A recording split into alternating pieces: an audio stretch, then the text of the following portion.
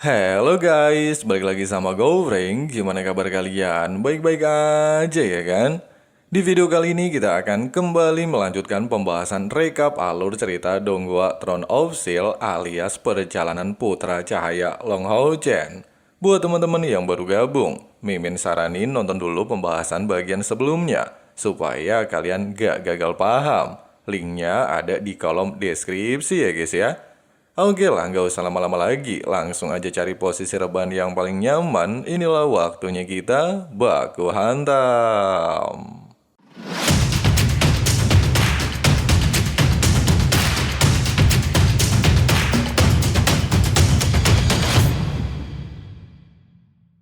Di camp iblis, Komandan Iblis terlihat membunuh salah satu prajuritnya untuk dijadikan makanan. Pasalnya tim logistik belum juga tiba, sehingga tidak ada stok makanan di camp iblis. Melihat hal itu dan semua situasi telah terkendali, ketua tim pengintai memerintahkan anggotanya untuk segera meninggalkan tempat tersebut. Tapi sayang baru saja pergi, pergerakan mereka diketahui oleh seekor serangga, sehingga Komandan Iblis menyadari kalau ada penyusup, serta memerintahkan anggotanya untuk mengejarnya.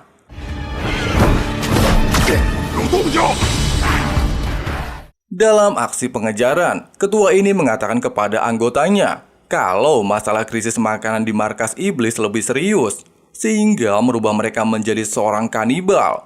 Terlebih lagi karena misi kali ini harus memprioritaskan membawa Petarun keluar dari markas iblis. Mereka memutuskan untuk pergi menjauh dari lokasi tersebut.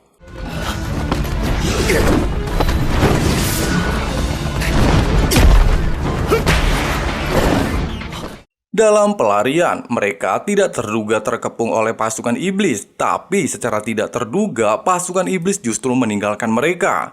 Hal ini jelas membuat salah satu anggota bertanya-tanya. Menyadari ada hal yang janggal, ketua assassin memerintahkan mereka untuk bergerak secara terpisah. Baru saja menjalankan rencana, tim pengintai kedua tiba-tiba dikejutkan dengan munculnya pilar Dewa Iblis ke-61 bernama Zagan tingkat 8.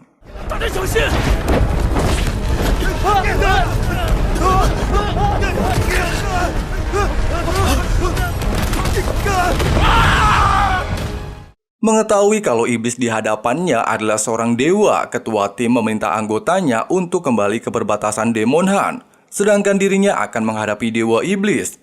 Mendengarkan ucapan itu seketika bikin dewa iblis kesel, bahkan dia berniat untuk membunuhnya. Meski Kapten Assassin berada di tingkat 7, tapi hal ini percuma saja, di mana Zagan tidak ingin membiarkan seorang pria di hadapannya melarikan diri, dan tidak segan-segan menunjukkan kesenjangan kekuatan di antara mereka berdua. Dalam kondisi terdesak, ketua tim ini menggunakan teknik klon bayangan miliknya untuk memberikan perlawanan terhadap Dewa Iblis. Tapi sayang, hal ini masihlah belum cukup sehingga membuatnya diambang kematian. Dan tiba-tiba...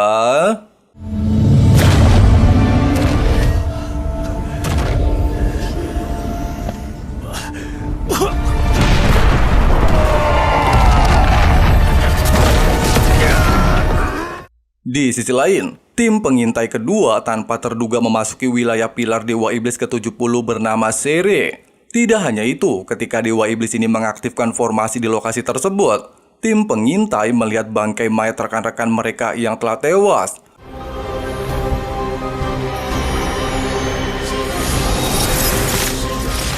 Merasa ada yang aneh dengan lokasi ini, mereka mencoba untuk meninggalkan wilayah tersebut. Mengetahui hal itu, Sere dengan cepat menyeret anggota assassin untuk masuk ke dalam ritualnya.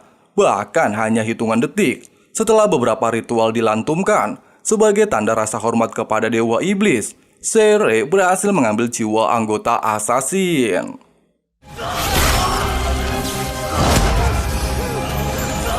Ran时已至，吾将不等博爱。就能惊动2大魔神。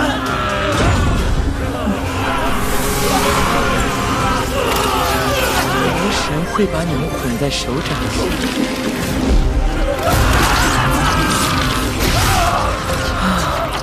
Di sisi lain, meski kesulitan untuk menghadapi beberapa iblis golem tingkat 6 bahkan mengancam nyawa mereka, tapi ketua tim utama meminta anggotanya untuk terus bertarung dan mengulur waktu, sehingga tim kedua bisa kembali ke perbatasan Gunung Iblis.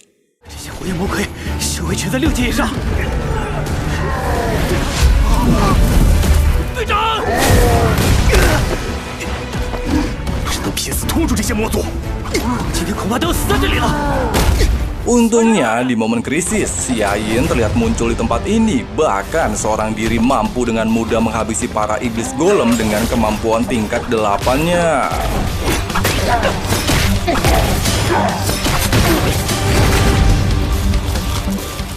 Meski keadaan sudah terkendali, tapi dikarenakan situasi di luar dugaan, ketua tim memberikan informasi yang dia peroleh kepada Xiayin, sehingga bisa dibawa kembali ke perbatasan.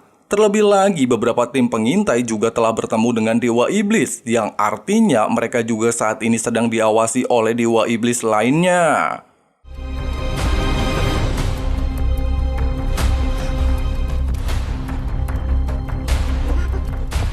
还有一位魔神，他是走不了了。所有侦察队就只剩我们了。什么？2个魔神？ Ketakutan mereka dikabulkan. Salah satu dewa iblis bernama Al-Loser tingkat 9 pilar ke-52 tiba-tiba muncul di hadapan mereka. Mengetahui kalau Xiayin berada di tingkat 8 puncak, Loser memberikan kesempatan kepadanya untuk menyerang. Jika Xiayin mampu memberikannya sedikit rasa sakit, maka Loser siap melepaskan mereka. Ucapan dewa iblis ini jelas membuat Xiayin muak. Bahkan dia segera melepaskan serangan kombinasi ke arahnya. 决策，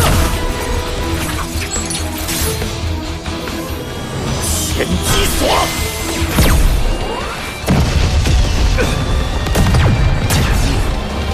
无间。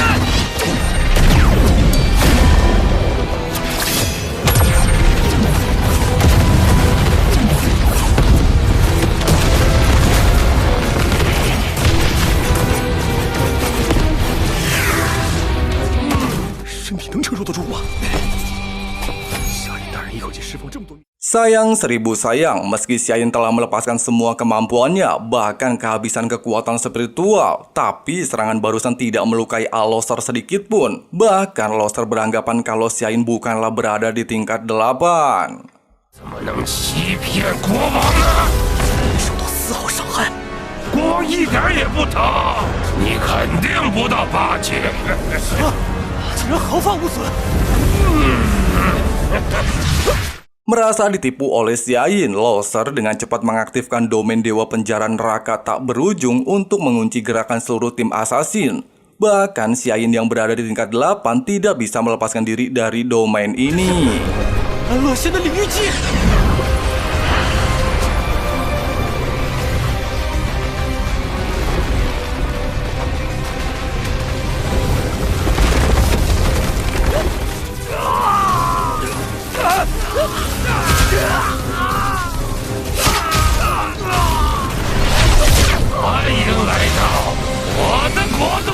Selain memiliki kemampuan mengekang target, domain ini akan memberikan rasa sakit berulang kali dalam waktu 15 menit, sehingga bisa membunuh mereka secara perlahan.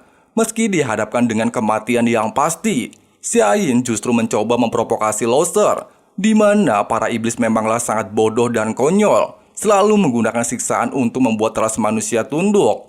Bacot Xiayin ini jelas memancing kemarahan Loser. Selain menyiksa Xiayin, Loser secara tidak terduga mengambil tungku spiritual Xiayin secara paksa dan langsung membunuh mereka sekaligus.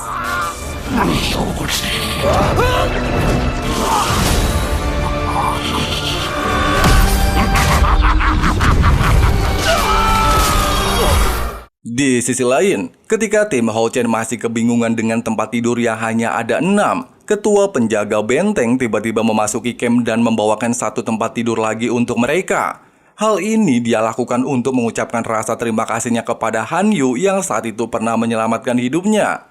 Bahkan dia meminta Han Yu untuk selalu memberitahunya jika dia membutuhkan bantuan.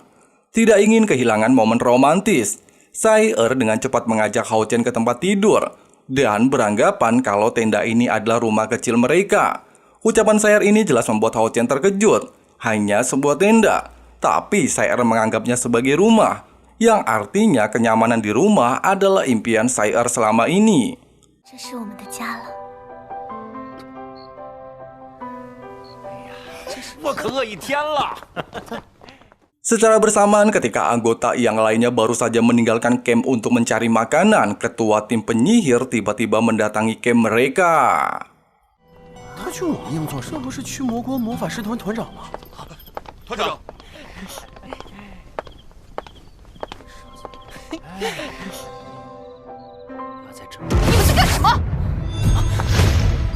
Melihat sang ketua penyihir tiba-tiba memasuki rumah buatannya, seketika bikin Sai ngambek.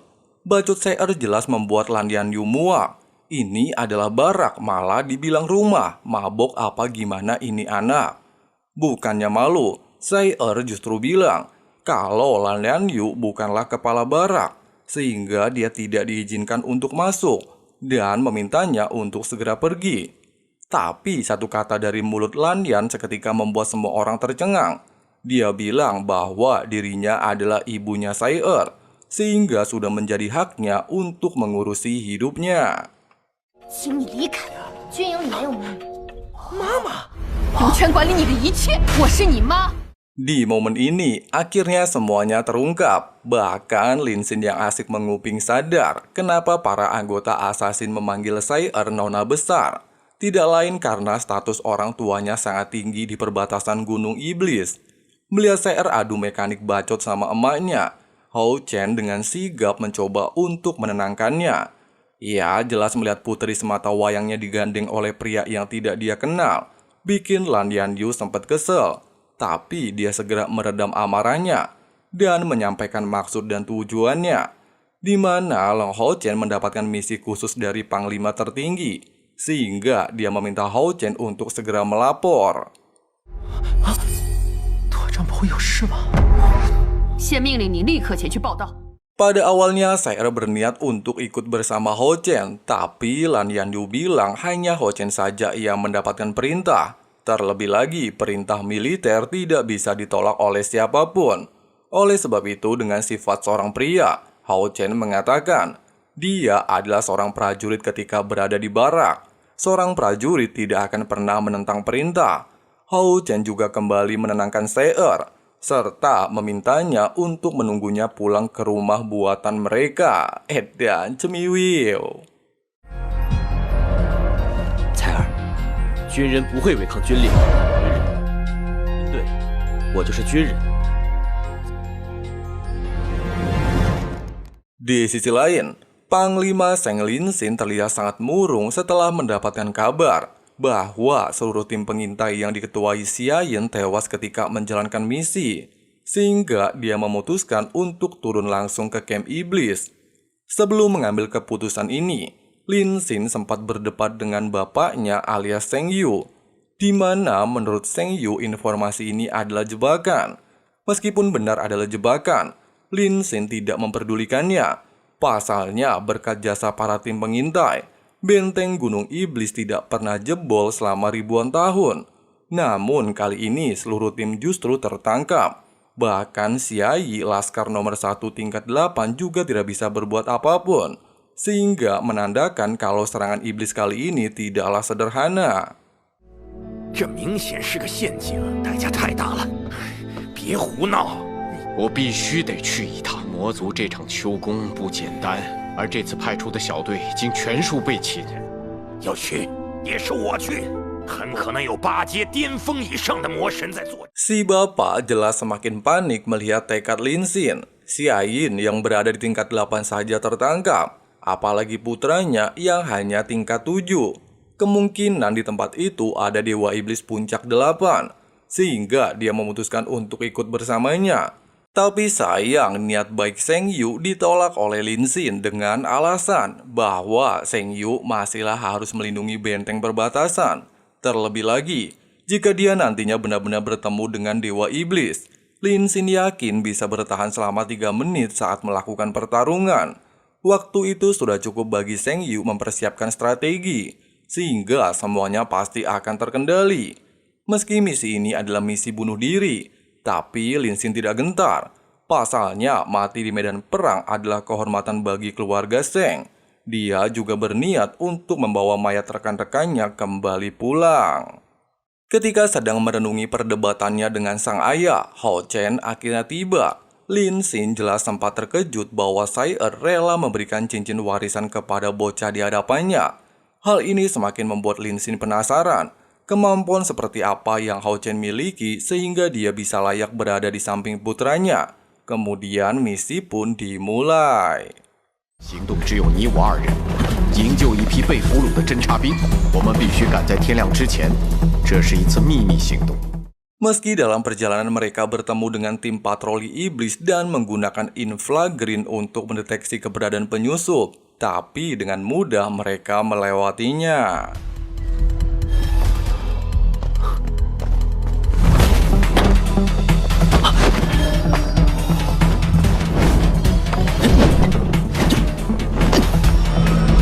被发现，行动可就失败了。 Sebelum memasuki pintu utama menuju camp iblis, Lin Xin menganalisis segala sesuatu yang akan terjadi. Jika dia masuk, maka dengan mudah mampu membunuh para iblis penjaga dalam waktu singkat.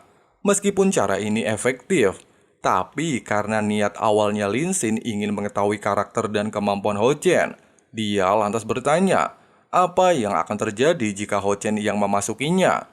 Dengan tegas Hao Chen mengatakan, kalau kemampuannya jauh dibandingkan Panglima. Jika menyerang langsung maka suara serangan yang ditimbulkan pasti akan menarik perhatian. Oleh sebab itu cara terbaik adalah menyerang secara diam-diam. Melihat keyakinan Hao Chen, Lin Xin lantas mencoba untuk mengetesnya. Apakah Hao Chen mau melakukannya? Ya jelaslah mau, masa enggak? Nah, di sini Hao Chen hanya diberikan waktu 2 menit untuk menyingkirkan semua penjaga. Dan jika dia tertangkap, maka misi dianggap gagal.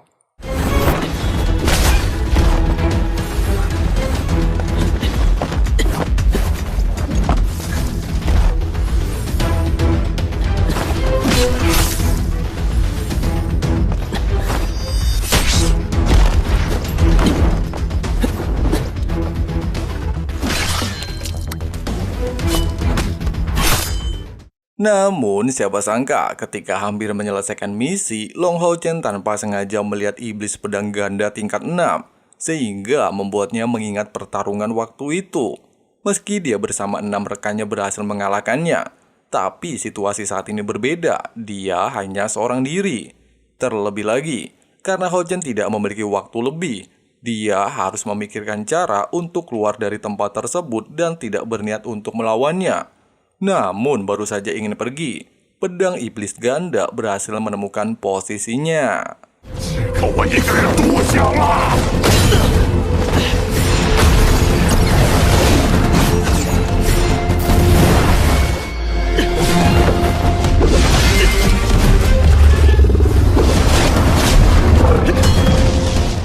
Menyadari jika pertarungan ini terus berlanjut akan memancing iblis lainnya mendekat, Hao Chen dengan cepat berusaha untuk menghindar dan bersembunyi.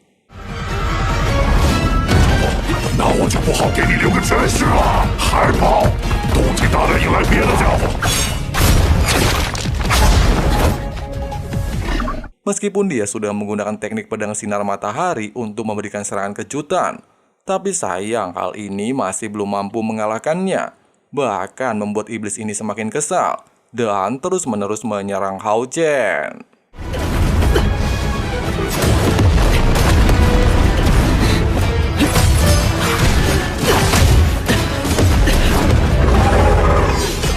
Melihat Hao Chen dalam kondisi tertekan, Sheng Lin Xin yang berada tidak jauh dari lokasinya beranggapan kalau bocah yang bersamanya saat ini tidak terlalu istimewa, sehingga dia berniat untuk membantunya.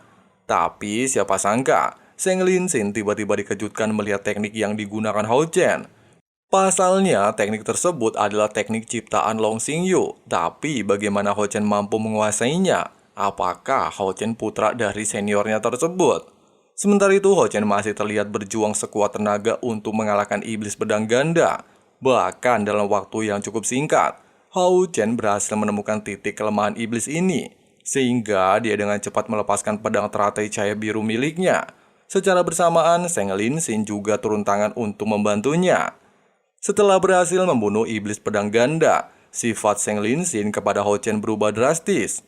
Bahkan dia terlihat khawatir dengan luka di tubuh Hou Chen. Tapi Hou Chen bilang kalau dia baik-baik saja. Dia juga tidak lupa berterima kasih kepada Zheng Linxin atas bantuannya. Kemudian mereka bergegas untuk kembali melanjutkan perjalanan.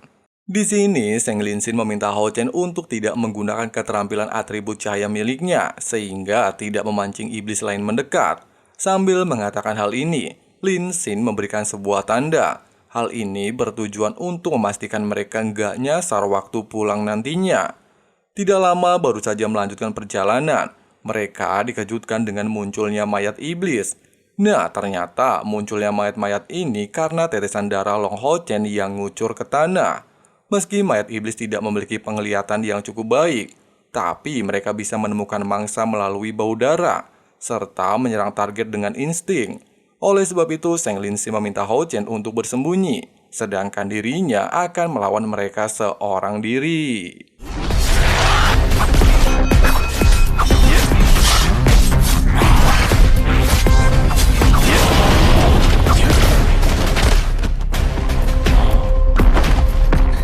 Di sisi lain, ketika posisinya nyaris diketahui, Long Hou Chen mencoba untuk tidak bernafas dan bergerak sedikit pun, yang bertujuan supaya mayat ini tidak mengetahui keberadaannya.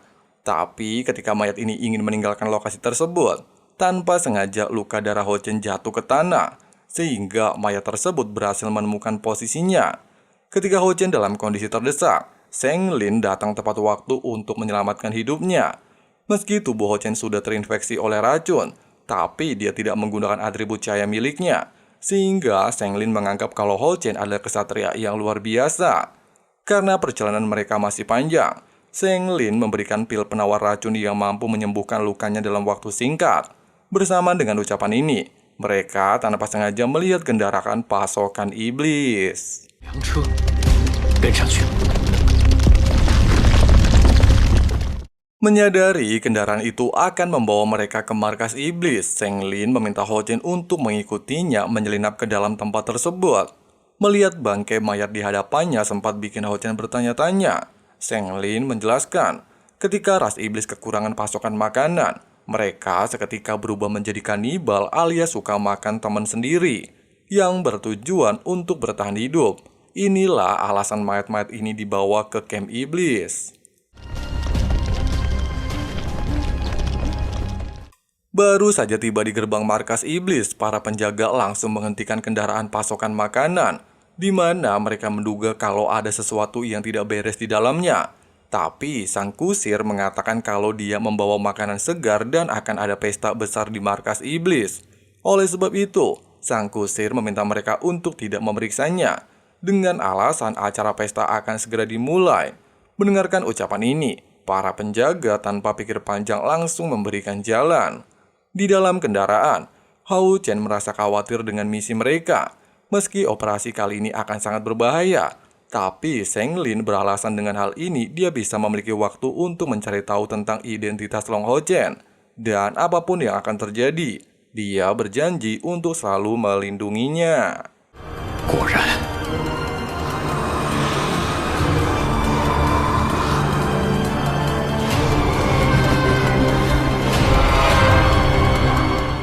Singkat cerita, melihat anggotanya berada dalam formasi iblis serta tidak bernyawa lagi, Zheng Lin berniat untuk membawa jasad-jasad mereka kembali. Tapi tiba-tiba mereka dikejutkan dengan munculnya dewa iblis bernama Sere.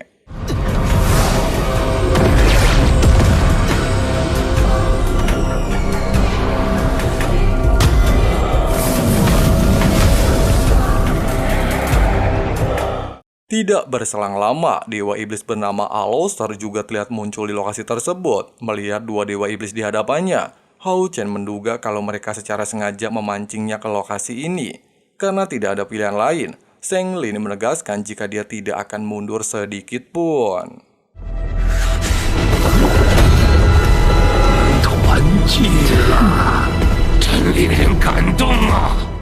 Menyadari Long Hao Chen sudah beberapa hari tak kunjung kembali ke camp, jelas bikin adik Sai-er sedikit gelisah, sehingga dia langsung menanyakan hal ini kepada Lan Yanyu. Emaknya bilang kalau dia nggak tahu Hao Chen pergi kemana. Mengetahui kalau emaknya berbicara bohong, lantas Sai-er kembali menanyakan keberadaan pujaan hatinya. Karena nggak mau debat sama anaknya sendiri, Lan Yu akhirnya mengatakan jika Hao Chen pergi ke markas ras iblis. Ucapan Yan Yu ini jelas membuat Sai-er terlihat sangat khawatir dan ingin segera menyusul Hao Chen. Tapi sayang, aksinya itu langsung dihentikan oleh para anggota asasin. Hal ini jelas bikin Seng Sai-er nambah kesel dan mengancam emaknya sendiri, di mana jika terjadi sesuatu kepada Long Hao Chen, maka dia tidak akan pernah memaafkannya. But the best, cinta itu memang buta ya, Cok. Sampai-sampai Sai-er ngancam emaknya sendiri. 站住！你要去哪儿？若龙浩辰有事，我绝不放过你。 Untungnya ketika suasana tidak terkendali antara sang ibu dengan putrinya, Seng Yu akhirnya tiba di lokasi tersebut, di mana dia menjelaskan kepada Sai-er kalau Long Hao Chen bersama ayahnya sedang melakukan misi rahasia. Oleh sebab itu, untuk menenangkan cucunya, Seng Yu berjanji akan membawanya ke lokasi tersebut. Di sisi lain, sambil dikejar oleh serangan dua dewa iblis, Hao Chen lantas menyadari kalau sejak awal misi ini hanyalah sebuah jebakan. Tapi kenapa Lin Xin masih kekeh tetap mendatangi tempat ini? Karena tidak memiliki waktu untuk menjelaskan secara detail, Seng Lin Xin hanya mengatakan kalau hal tersebut dia lakukan supaya Hao Chen bisa mengetahui banyak hal yang belum dia ketahui. Oleh sebab itu, setelah Hao Chen kembali ke camp, dia memintanya untuk menyerahkan sesuatu benda kepada Seng Yu dan menanyakan tentang kegunaan benda ini. Karena tugasnya sudah selesai, Seng Lin Xin langsung membuka jalur teleportasi untuk Long Hao Chen pergi dari lokasi tersebut. 你现在的任务就是回驱魔幻，这是彩儿的爸爸。替我照顾好他。我只有彩儿一个女儿，龙浩辰。 组长， Di momen ini, Hao Chen kembali tersadar. Ternyata semua tanda yang sebelumnya dibuat oleh Lin Xin adalah rute untuk melarikan diri ketika dalam kondisi bahaya. Dia juga menduga misi ini hanyalah kedok Seng Lin Xin. Pasalnya, orang itu memanglah berniat untuk menghadapi dua dewa iblis seorang diri. Oleh sebab itu, tidak ingin terjadi hal yang tidak diinginkan. Hao Chen memutuskan untuk segera kembali ke lokasi tersebut. Sementara itu, meski dihadapkan dengan dua dewa, Seng Lin Xin masihlah terlihat sangat santuy. 清朝。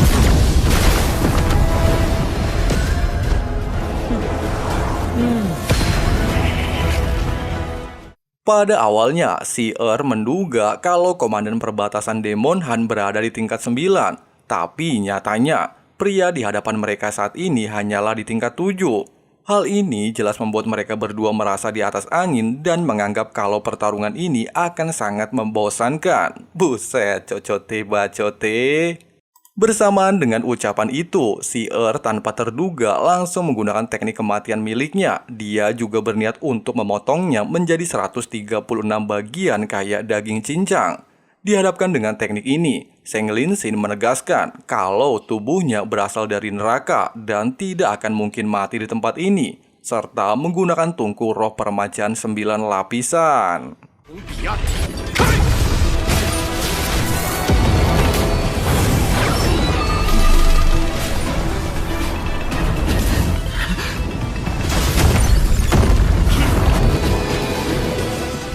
Wadidaw, Dewa Si-er dibuat tercengang dengan domain Seng Lin Xin. Bahkan dia bertanya-tanya bagaimana mungkin seorang kesatria tingkat 7 memiliki domain.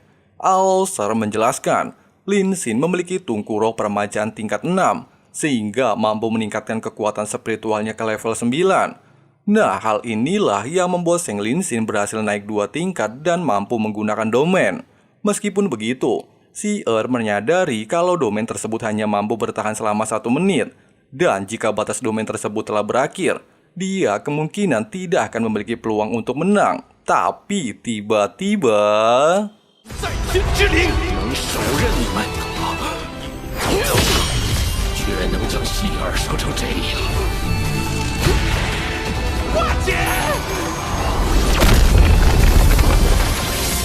无人计，反通灵炉。 Serangan yang dilepaskan Zheng Linxin jelas bikin Dewa Allosaur ini tambah semangat. Pasalnya, dia sudah lama tidak melakukan baku hantam. Oleh sebab itu, dia tanpa pikir panjang langsung menyerangnya secara barbar. Meski sempat berjalan seimbang dan berhasil memotong tangan Dewa Allosaur, tapi dampak dari pertarungan ini, Allosaur mampu menekan Zheng Linxin. Karena tidak ada pilihan lain, terlebih lagi tujuannya ke camp iblis untuk membunuh mereka satu persatu. Zheng Linxin kembali bangkit serta langsung menyerangnya. Bukannya memberikan perlawanan, dia justru harus tersungkur ke tanah dalam 1 kali serangan. Melihat Zheng Linxin tidak memungkinkan untuk kembali bangkit, Dewa Allosaur mencoba untuk memprovokasinya. Di mana dengan kekuatannya saat ini terbilang masihlah sangat lemah, dia tidak akan mampu untuk membunuhnya dan membalaskan dendam anggotanya yang tewas di tangannya. Ucapan ini jelas memancing emosi Zheng Linxin, bahkan dia kembali teringat dengan siksaan yang ditanggung oleh para anggotanya. Meski dia sendiri tidak bisa menjadi pahlawan umat manusia, tapi Zheng Linxin tidak akan membiarkannya untuk menghina anggotanya yang telah berjasa bagi umat manusia. Sehingga dengan sisa-sisa kekuatannya, Zheng Linxin tanpa terduga langsung menggunakan teknik 9 akar kematian.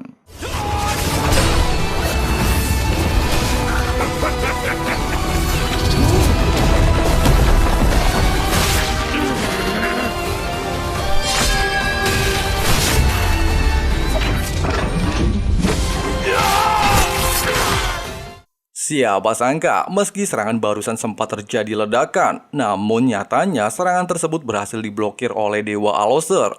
Dan secara mengejutkan, tiba-tiba muncul di belakang Zheng Linxin bagaikan malaikat penyabut nyawa. Dia juga mengatakan kalau serangan barusan hanyalah sebuah pemanasan, dan berniat untuk membunuhnya dengan tangannya sendiri. Tapi tiba-tiba, Dewa Sihir yang telah pulih dari lukanya, meminta Dewa Allosaur untuk menyerahkan Zheng Linxin kepadanya. Pasalnya, dia ingin membayar atas perbuatan sebelumnya. Mendengarkan ucapan ini, Dewa Allosaur tanpa pikir panjang langsung menyerahkan Zheng Linxin kepadanya. Bersamaan dengan hal itu, si langsung menggunakan teknik kematiannya dan ingin secepatnya mengakhiri pertarungan ini. Meski diambang kematian, dan hal ini adalah tujuan akhir dalam perjalanannya, tapi Zheng Linxin tetap yakin kalau Sei'er bersama Long Hao-Chen akan mampu membunuh para anggota iblis lainnya di masa depan.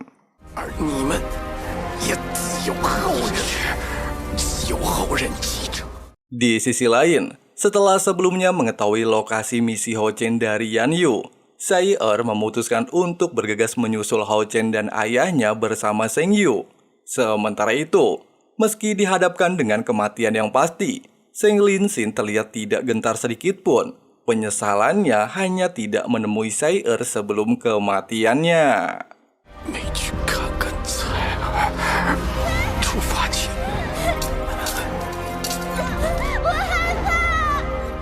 Mengetahui kalau Kaisar Dewa Iblis alias Feng Xiu selama ini masihlah memberi manusia kehidupan yang nyaman, bahkan berani menggunakan tungku roh suci untuk membunuh para Dewa Iblis, Sei'er berniat untuk mengambilnya dari tubuh Linxin. Kemudian dia akan mengirim mayatnya dan para anggota lainnya kembali ke markas Gunung Iblis, sehingga bisa menjadi contoh kalau berani melawan Dewa Iblis hanyalah akan mendapatkan kematian.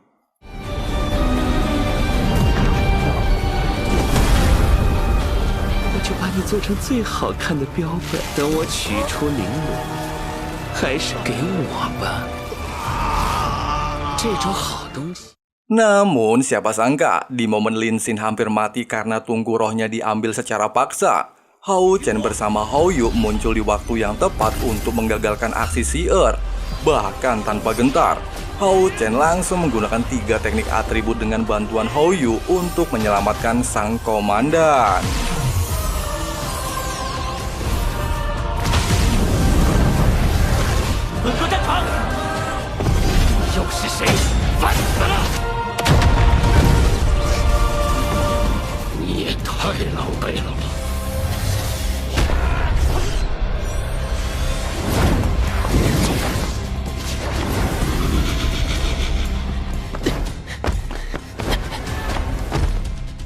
Kejadian ini jelas membuat Si Er terlihat sangat murka, berani mengganggu kesenangannya jelas adalah perbuatan yang sangat tidak menyenangkan. Sementara Aloser justru menganggap Si Er sangat memalukan. Sebagai salah satu pilar Dewa Iblis, dia justru bisa-bisanya ditekan oleh seorang bocah.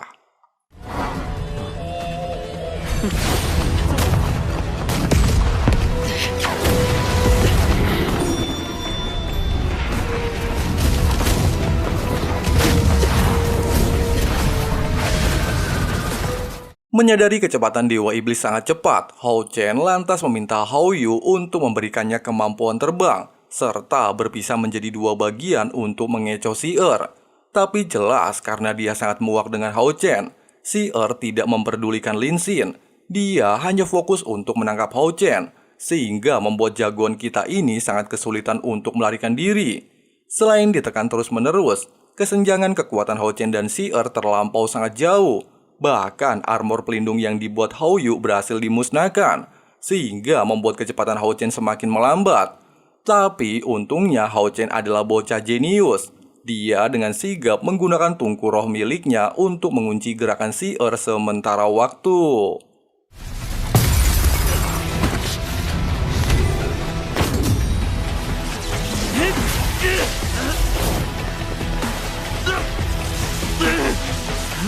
Meski rencana sebelumnya berjalan sempurna sesuai dengan harapannya, tapi jelas teknik tersebut hanya bisa bertahan sementara waktu, dan tiba-tiba...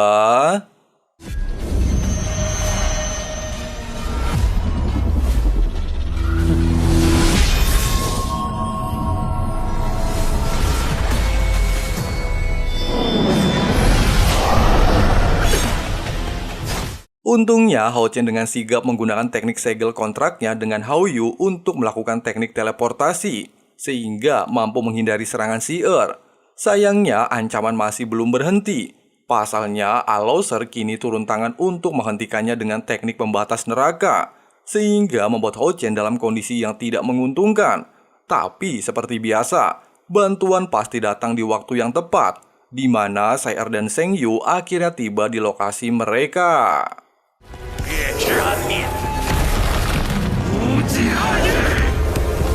月之暗面，致灭，准你的立场。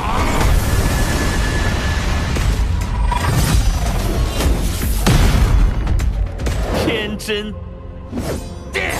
快走！ Meski Hao Chen berhasil memblokir serangan maut Si Er, tapi hal itu membuatnya kehabisan banyak sekali tenaga, sehingga Si Er bisa dengan mudah melepaskan serangan kedua ke arahnya. Tapi belum sempat serangan itu mengenainya, tiba-tiba... Hao Chen!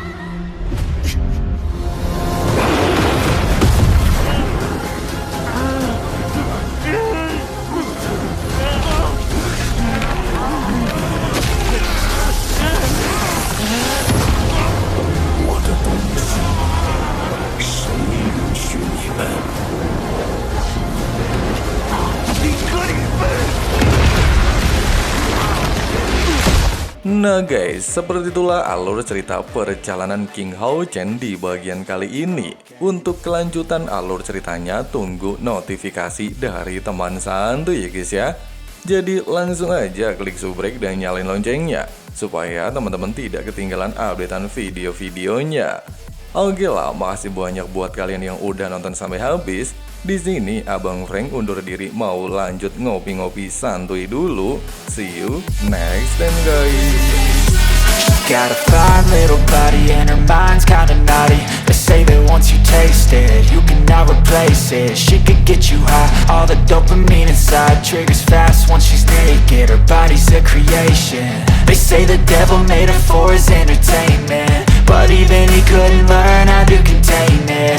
Her high heels make a damn good statement. There is no replacement, a body by Satan. 'Cause she got a bad little waist, and we tearing down this place off the liquor that we chase. Casamigos to the face, baby, I don't need no space. Coming closer for a taste, and I'll show you how I make everything just fade away. 'Cause she's like sex, drugs, cocaine, body so